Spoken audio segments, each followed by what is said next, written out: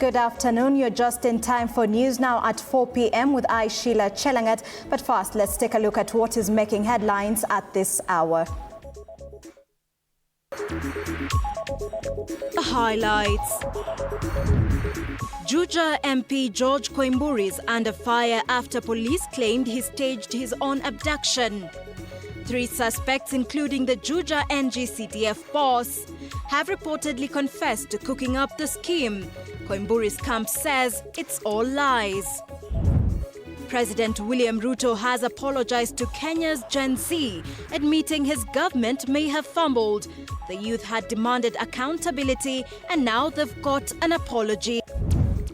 And a 41-year-old man is in police custody after allegedly killing his 70-year-old mother in Sangalo, Bungoma. Police are investigating the brutal incident. All right, thank you for joining. The 15 minutes of this bulletin begins now.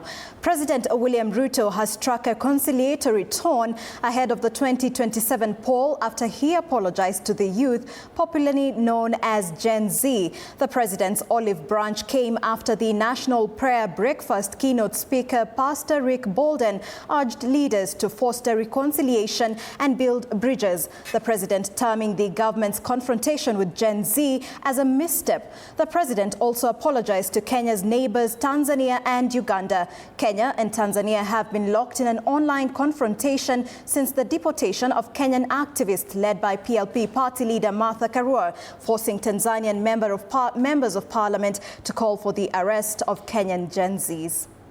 Welcome to Kenya. Friends, our neighbors from Tanzania, if we have wronged you in any way, forgive us. Our friends from Uganda, if there is anything that Kenyans have done that's not right, we want to apologize if there is anything.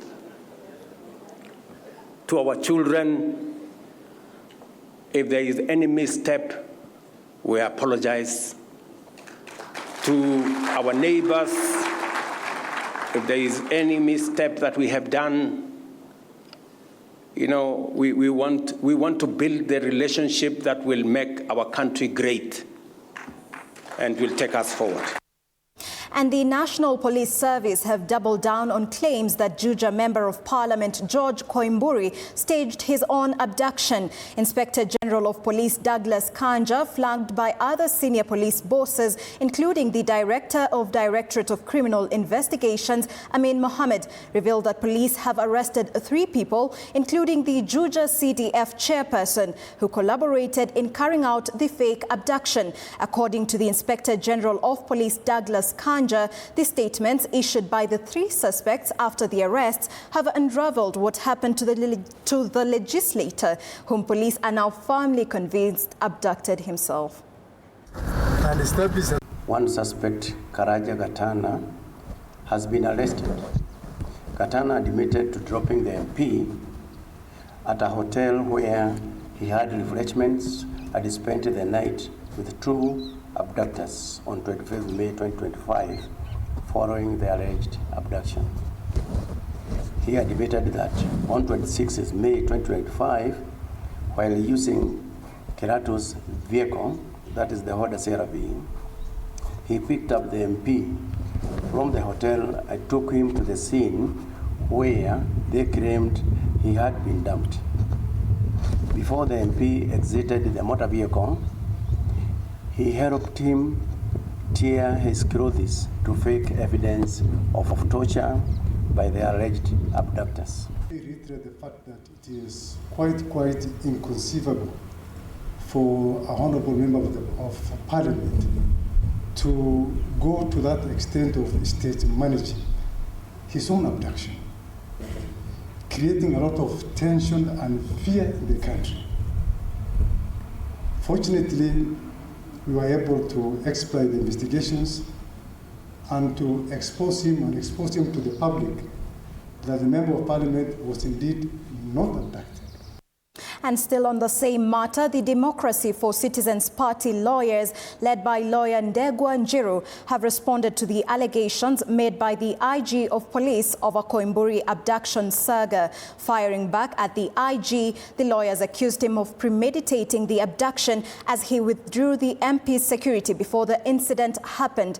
They further raised alarm on why Kanja had impounded and stripped off the registration number of the MP's vehicle and had the MP's driver grilled by officers. They spoke at Karen Hospital, where the MP is still recuperating.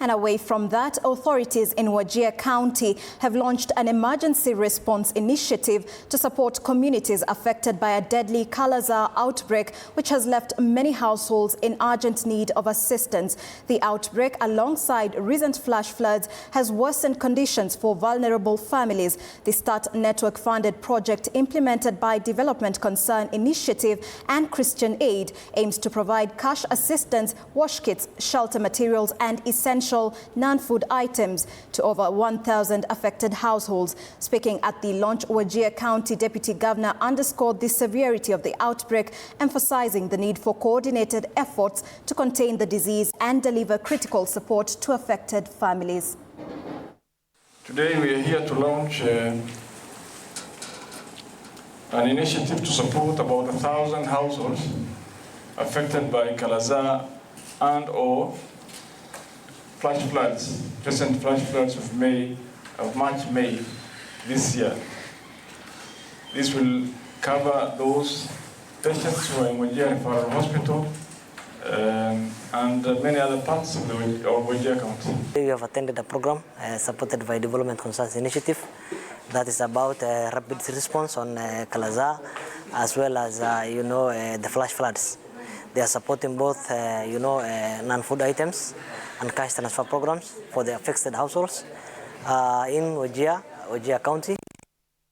And the Center for Multi-Party Democracy is sounding the alarm of a widespread gender-based violence in Kenyan politics, accusing law enforcement, the judiciary and political parties of turning a blind eye. CMD is pushing for urgent reforms to the Elections Act and Political Parties Act to explicitly ban GBV in campaigns and party operations. It wants GBV compliance made a mandatory requirement for political party registration, aiming to protect women and create a violence-free political arena. CMD also slammed the lack of national system to track GBV cases, citing inconsistent data from police, courts and hospitals, calling GBV a cultural crisis rooted in patriarchy and toxic masculinity. CMD is proposing a ban on presidential pardons for GBV convicts, mandatory GBV training for officials, specialized courts and a national GBV database and regular public reporting on how institutions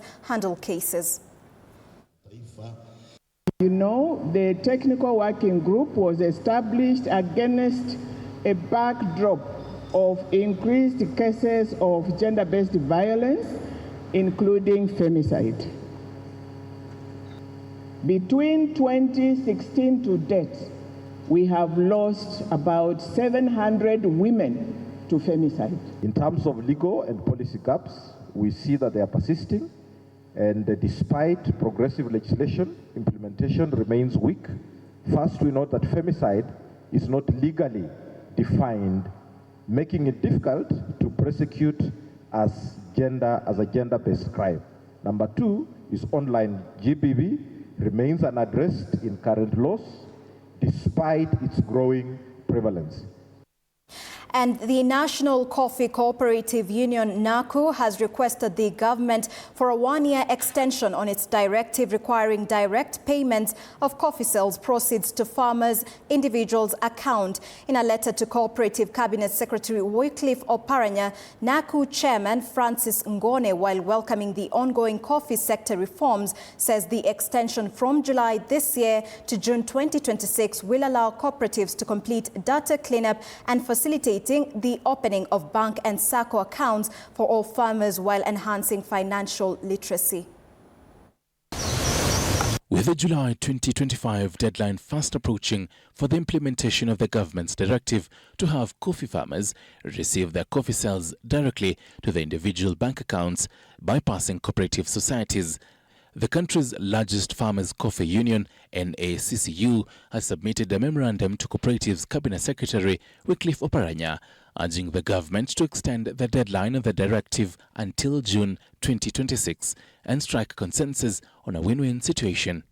NACCU Chairman Francis Ngone, while welcoming the ministry's directive on the 17th of April this year, as it will increase transparency and timely payments to farmers, says there are still some teething challenges that require stakeholders' engagement before the directive can be implemented.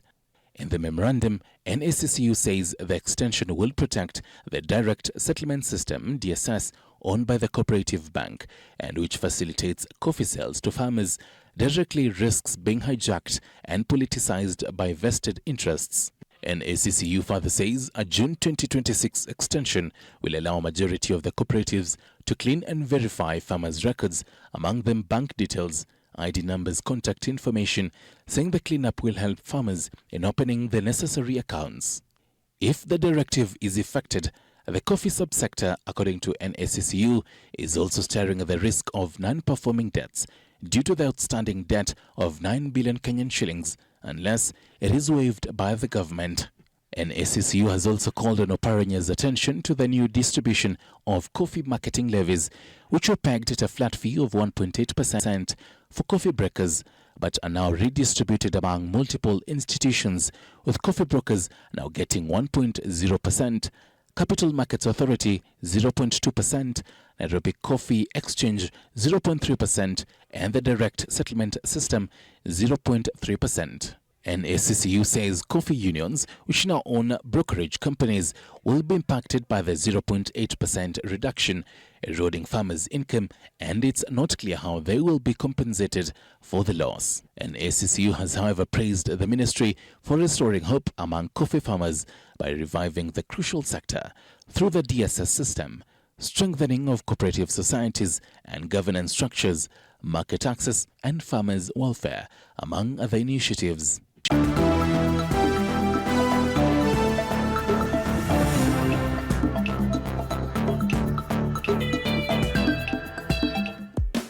And in the world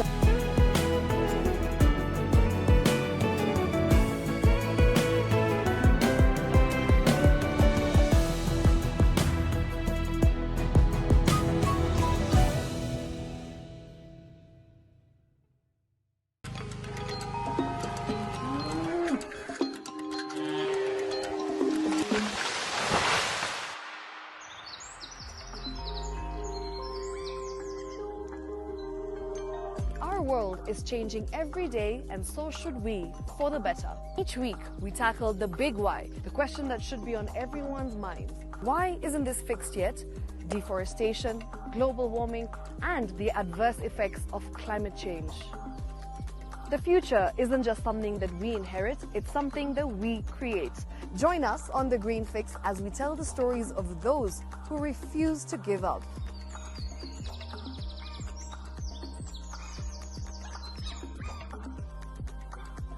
When it comes to fixing the planet, there is no time to waste. Join me, Shiksha Arora, on Thursdays at 9 p.m. on The Green Fix as we look into the big why, you and I.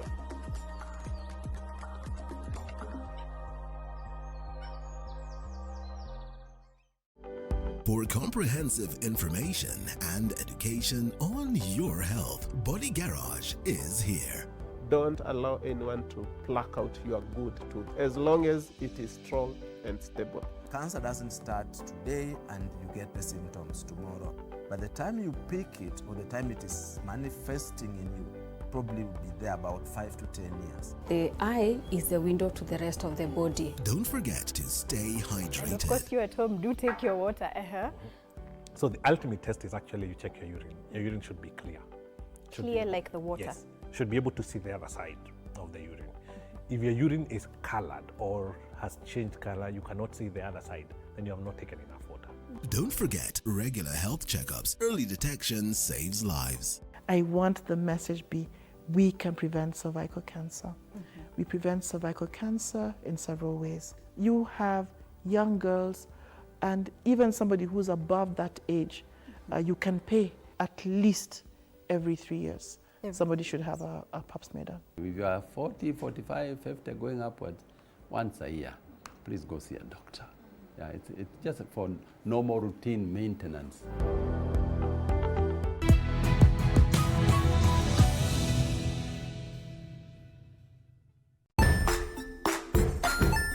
Hey there, friends. Welcome to Kids on the Block, where fun and imagination come alive. We dive into magical world filled with exciting adventures and awesome friends. What position were you in? I was number 2. What position were you? Number 1. He decided to cross the bridge by his house and look for food on the other side. We're going to do half cup of chocolate chips, and the other one, we're going to do half cup of the blueberries. So, grab your imagination hats and get ready.